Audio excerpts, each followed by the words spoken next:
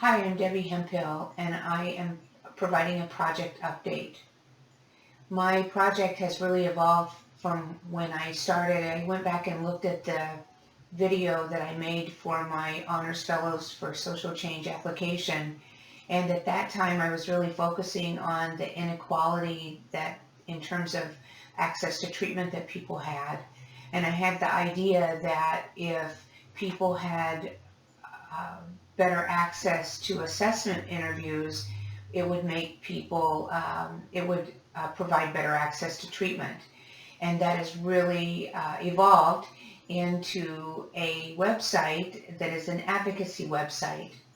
And the primary purpose of this website is to raise awareness about stigma and to raise awareness about stigma as it relates to words we use about substance use disorder. When I started my research, I had always been under the impression that the medicalization of substance use disorder was one of the best things that ever happened. And while I still am very happy about the legitimacy that it provided in the world on a number of different levels, it also created a whole set of problems that is created by medicalization of behavior and deviance. So I've come to understand deviance in a much deeper way, the social construction of reality and our psychology, and how that kind of converges in the life of someone with substance use disorder. There's a couple of different levels that I want to raise awareness about this stigma.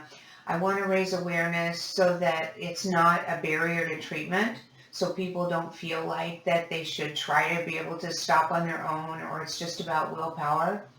And I would like to raise the awareness of the effects of using stigmatizing language in recovery meetings and not referring to ourselves in self-deprecating humor ways of drunk and, getting bail money and those kinds of terms. I've been in a lot of AA meetings where there were newcomers, and I've always thought that it wasn't a positive thing when we were referring to ourselves in such a stigmatizing way.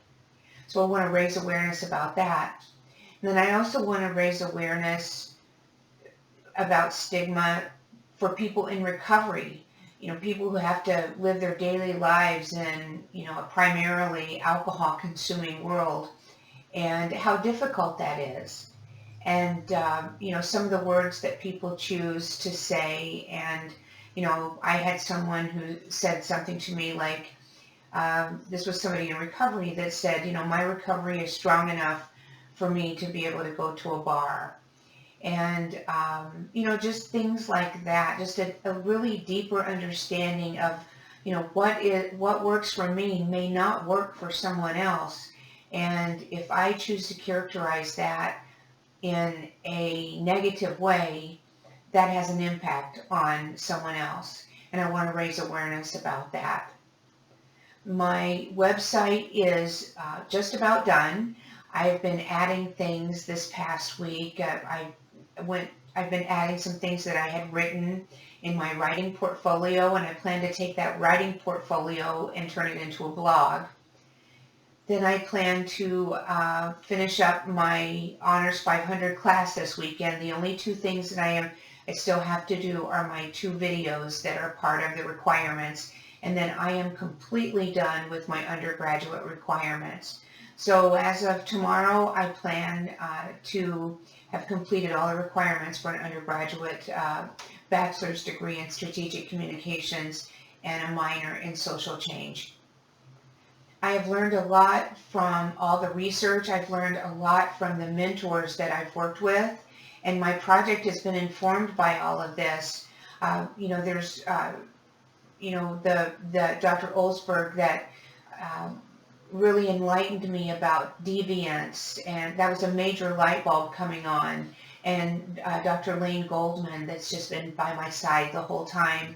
And then, of course, not to mention Dr.